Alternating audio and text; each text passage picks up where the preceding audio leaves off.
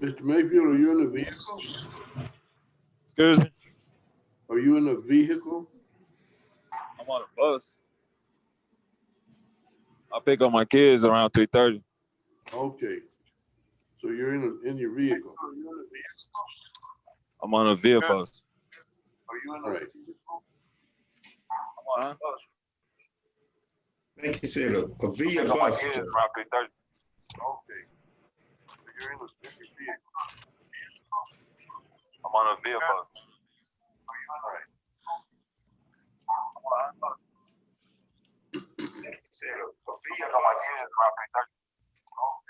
Okay, I hear you. I'm on a via bus. Yes, sir. I believe we're having feedback, sir. I don't believe that he's repeating the same answer.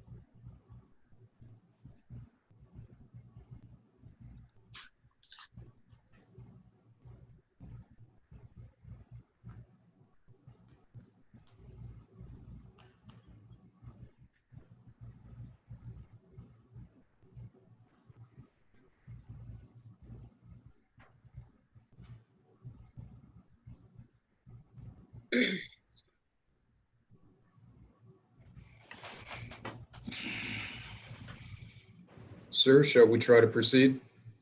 Well, we need to get on YouTube. We are on YouTube, sir. Okay.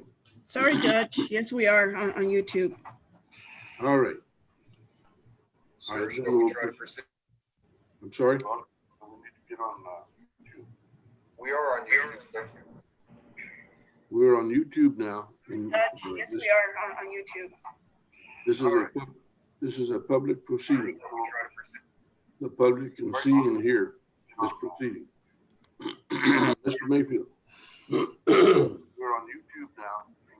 Yes, we are on YouTube. This is a public proceeding. The public can see and hear this proceeding. Mr. Mayfield. Yes, we are on YouTube. We're on YouTube. Yes, we are on YouTube. How come we're getting such a repetition? Anybody know? I don't have the faintest idea, sir. All right. Mr. Mayfield, you have taken the oath in this hearing. Now, I will repeat what I've said yesterday to make sure it's on the record today. You have a right to remain silent. That means that you cannot be compelled, forced, or ordered to say anything at all. You cannot be ordered to answer any questions, and you cannot be required to submit any kind of paperwork or evidence. You know you have that right.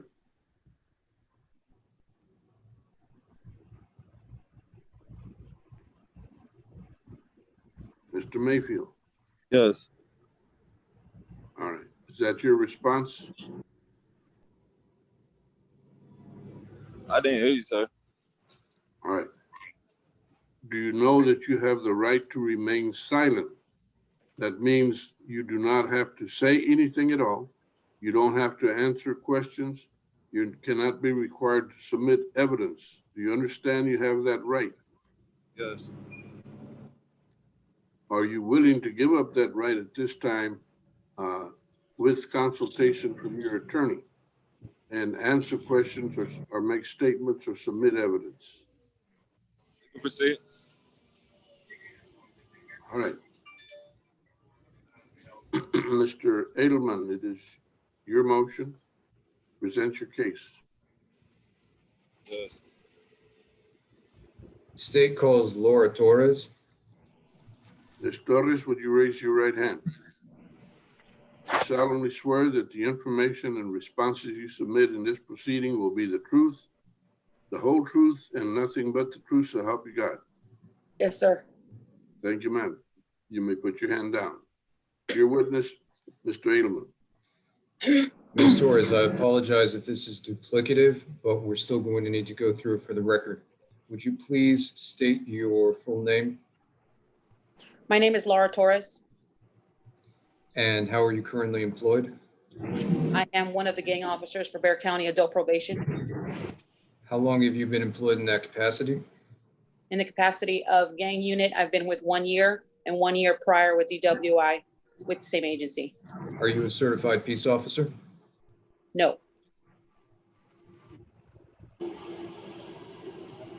Now, when were you assigned to Mr. Mayfield's case? I received his case in August 8th, 2019. And had that case been assigned to any previous employees of your organization? Yes, To which employees? Brandon Vera, Any others? Edgar Santiago. And in what capacity were they assigned? They were moved into the gang diversion program, and he was granted the gang diversion program on May 28th, 18. Now, what were the responsibilities of Mr. Vera and Mr. Santiago? Officer Vera was the initial officer with the gang unit. After he left, Edgar Santiago took the case over, and I took the case over right after that. And when did Mr. Santiago take the case over? A month before I did, sir. So for most of the length of time that this case has been open, Mr. Vera was responsible for it, correct? Yes, that is correct. Now, could you please describe the responsibilities that Mr. Vera had to the organization? Mr. Vera was in charge of the gang unit, so he was in charge of community supervision for the defendant within the gang unit and all the gang rules and program conditions that the defendant needed to be in compliance with.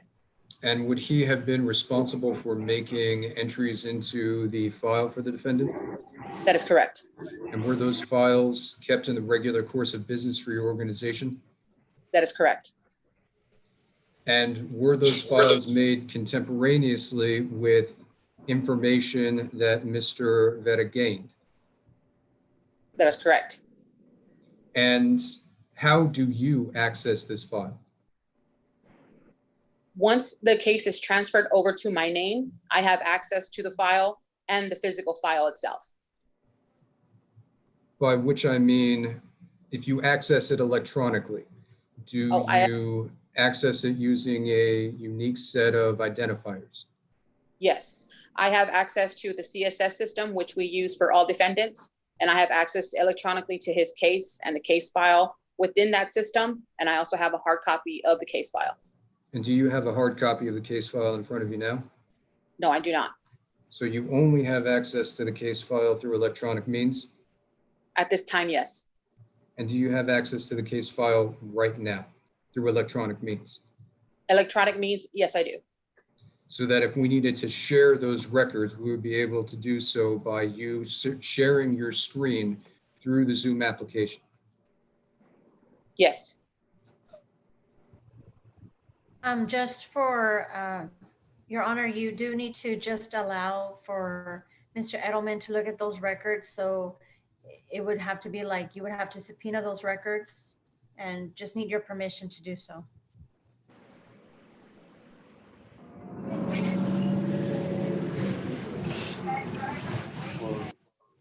For Mr. Edelman to have access? Yes, Your Honor, just to get your permission, you have to subpoena the records. We just need your permission for Mr. Edelman to do that, to allow for him to view those records.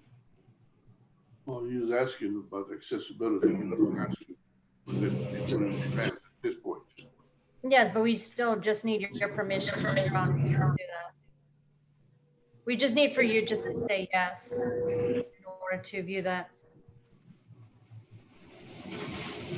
Are you making that request, Mr. Edelman? I'm sorry, sir, I could not understand your question. Are you making that request for access to the records? Yes, I am, sir. All right, it's granted. Now, Ms. Torres, what is the earliest entry in those records? I believe the earliest entry that I can view is 6/1/18. And that is June 1st of 2018. That is correct. Who made that entry? It was Danielle Huck entering. Objection hearsay, Judge, denial right of confrontation, and the witness doesn't have any personal knowledge. Be hearsay, denial right of confrontation. All right. The state has established a predicate for business records, and she is testifying concerning her review or her knowledge from the business records. So you're Okay. And if I may, just so the record could be for appeal purposes, Judge, my objection goes beyond hearsay. My objection goes to right of confrontation, which is separate from the hearsay. My business that something may come in as business records in terms of a business record, but when we get on a criminal case where there's a confrontation, the problem is that I cannot question the person who made the entry. So my objection is still, I'm going to renew it as a denial right of confrontation. Your Honor, may I respond?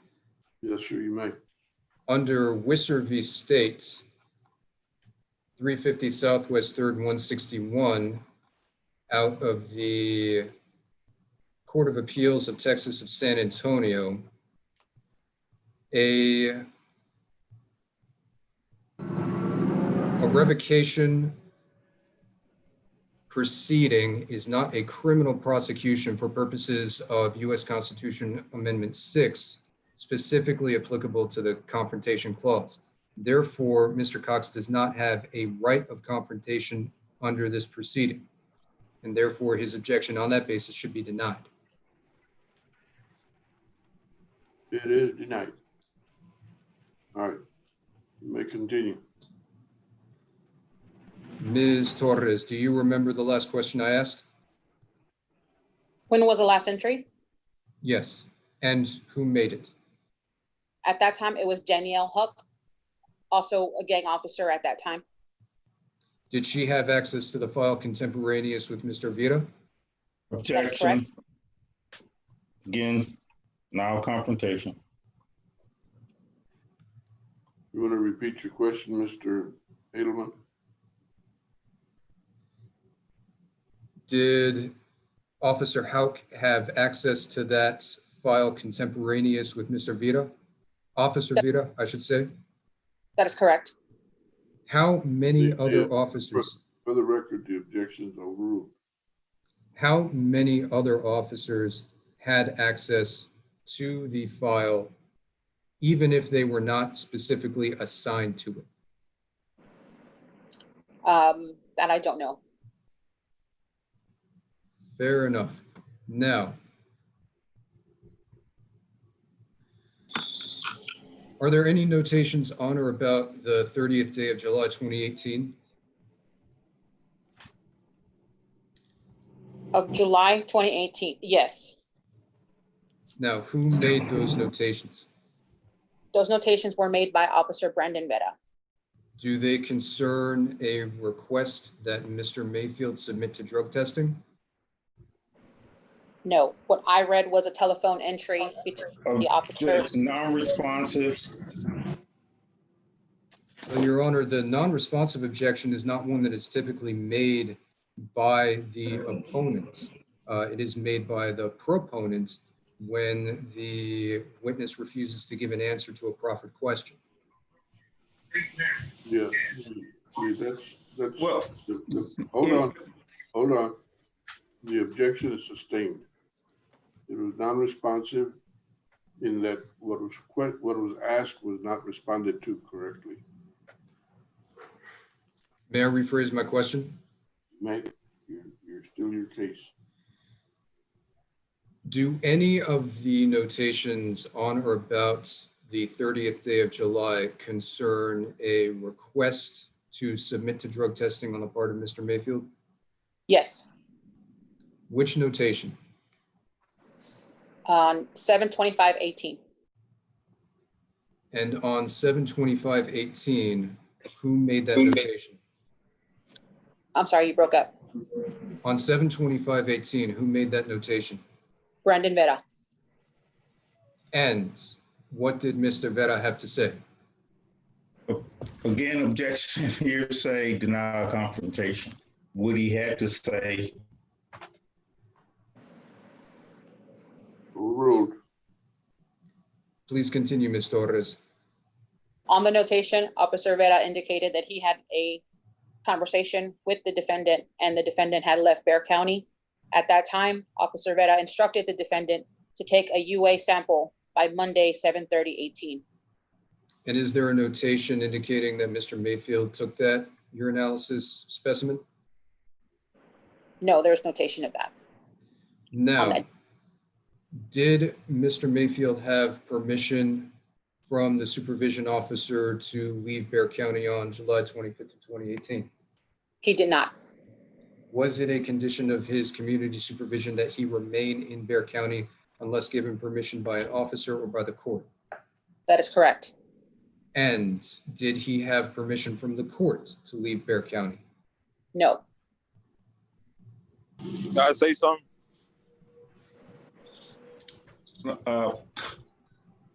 not right now, Ms. Mayfield. All right. Now, how many community service hours was Mr. Mayfield ordered to complete? He was ordered to complete 80 hours. Was he ordered to complete them on a specific schedule? Yes. What was that schedule?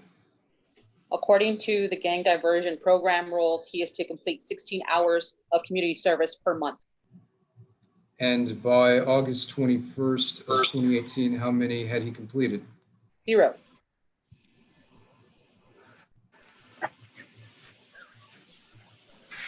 Additionally, was Mr. Mayfield ordered to attend any classes? Yes. Which classes? Stress education. Was he ordered to register for or attend that class by a specific date? That I don't. Or within a specific amount of time? Within the time he was granted probation. Now, are there any notations by Officer Vera instructing him to register for or attend the stress education program?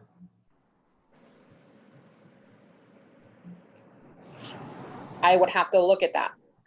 Please do.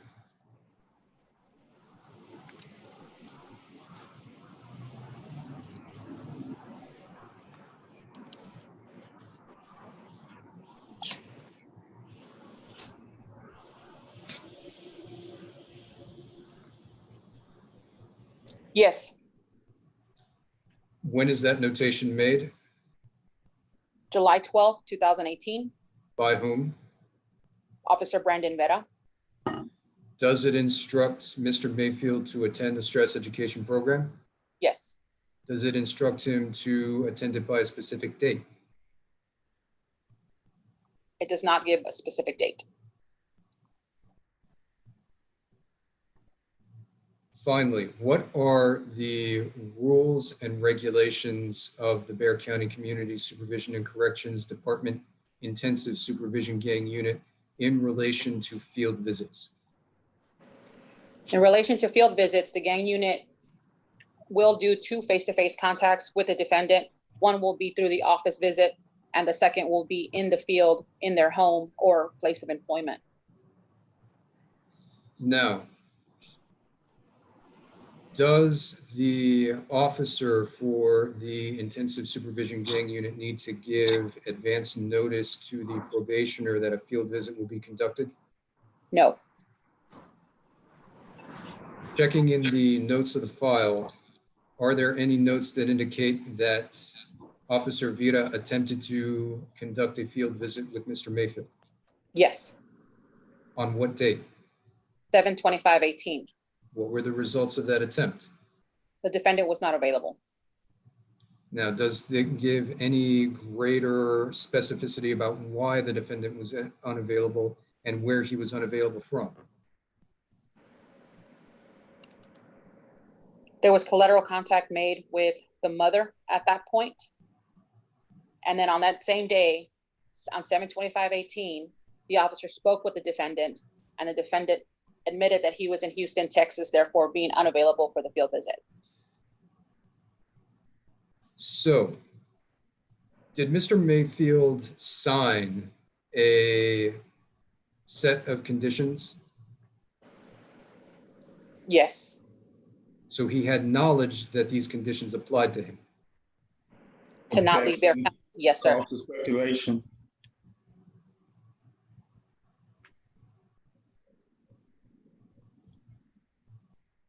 I'll sustain that. You might reword it, Mr. Edelman. According to your notes, was Mr. Mayfield provided with a copy of the rules and conditions of community supervision? Yes, By whom? Danielle Huck, On what date?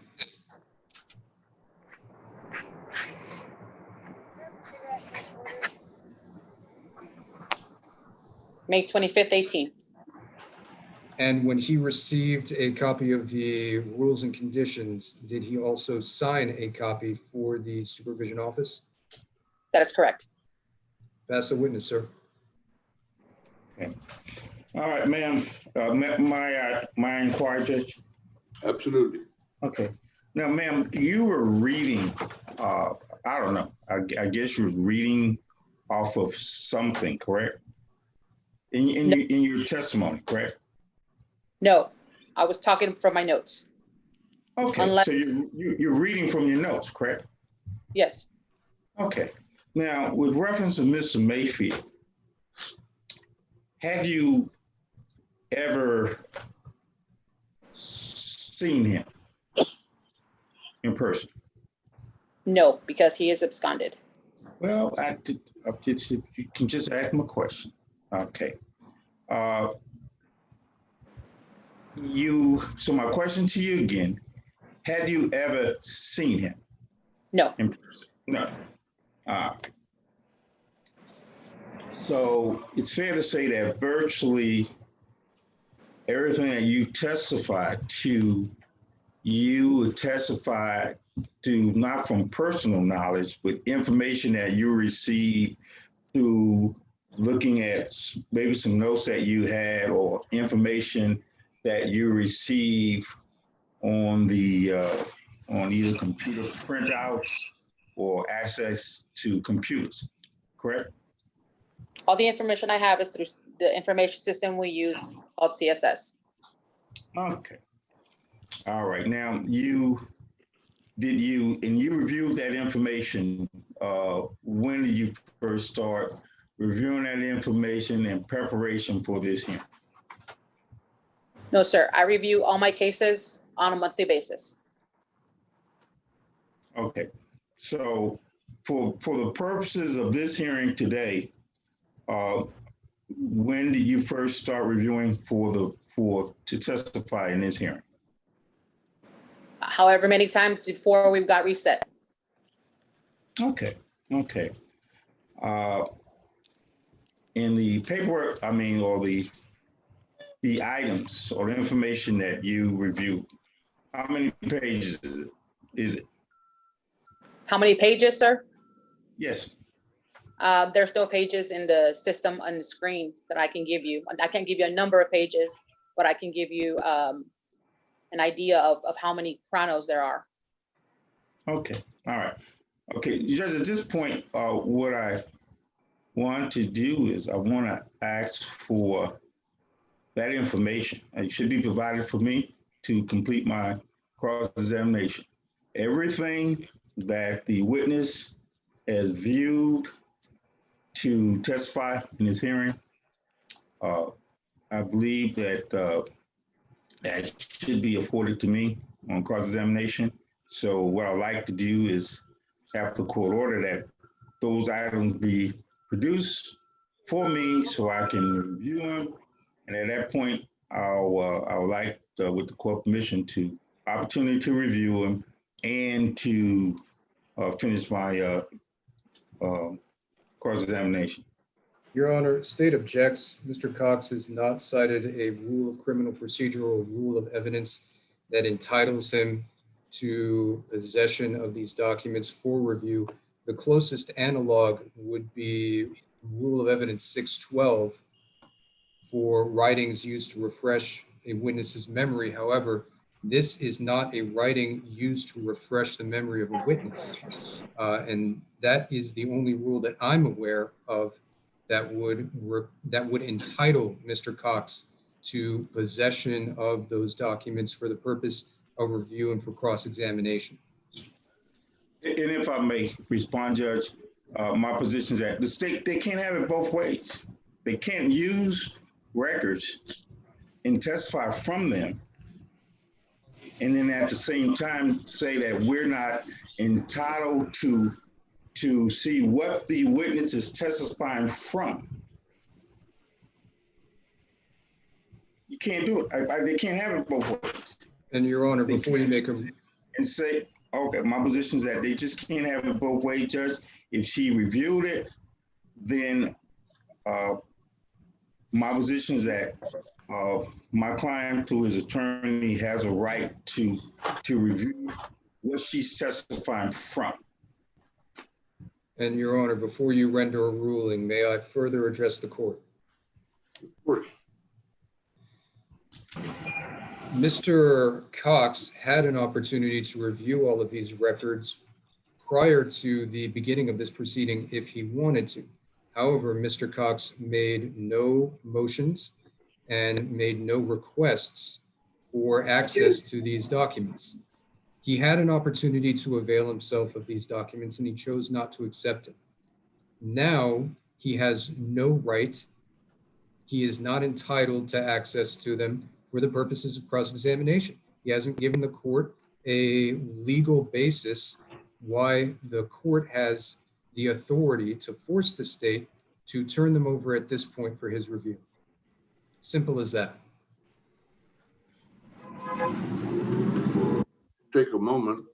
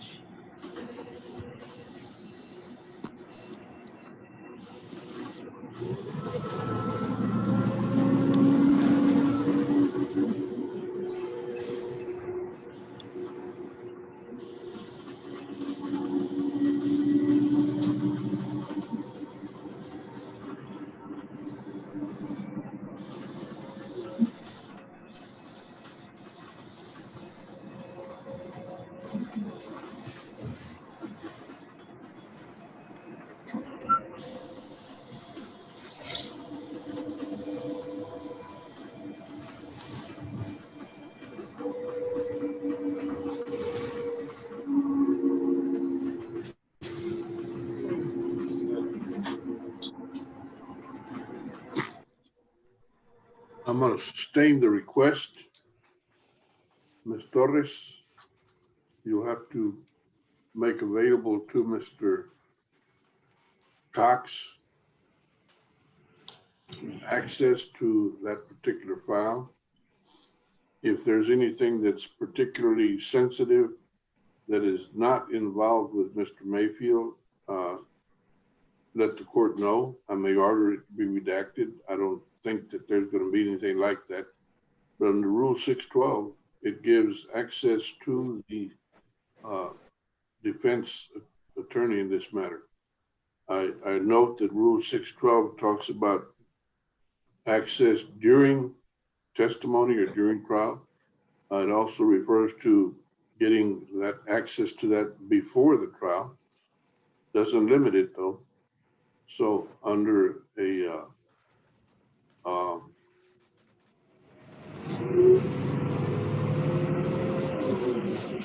in order to protect the record, I will order access. So we'll have to, Mr. Cox, Yes, Your Honor. you get a hold of Ms. Torres, and vice Yes, versa. sir. Ms. Torres contact Mr. Cox so that he has the opportunity to review those files, which are the portions of the file that you have reviewed for this testimony. Sir, can I ask something? Yes, ma'am.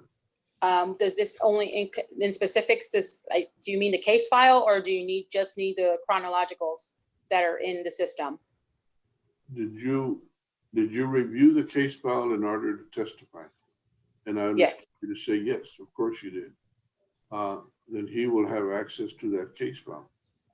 If Okay. there is any portion of it that is particularly sensitive or something that you believe should not be available for Mr. Mayfield. For example, let's say that, simple example, somebody called in that he might know or not know, whichever, that gave information and it's noted in there. Well, I'm not going to provide Mr. Mayfield that portion of it. But ordinarily, you don't keep that kind of thing in that file.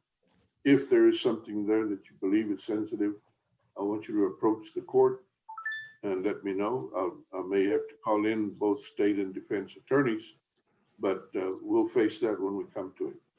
Your Honor, Yes, sir. may I ask a question of Ms. Torres? Of course, Ms. Torres, are the chronological notes contained within the case file? No. I want you to make sure to have copies of those available for Mr. Cox to review, as well as the case file itself. To the extent that it is necessary to comply with the judge's orders. Again, if it has any sensitive information, let us know and we'll take it to the judge for redactions as the court deems necessary. Okay. all right, now we'll give you all 1 week to get this done. And we'll continue this matter until then. So Judge, I just want to be clear on this. So you're allowing, and I just need for it to be on the record, you're just allowing for these chronicles to be subpoenaed. That is your order, is that correct?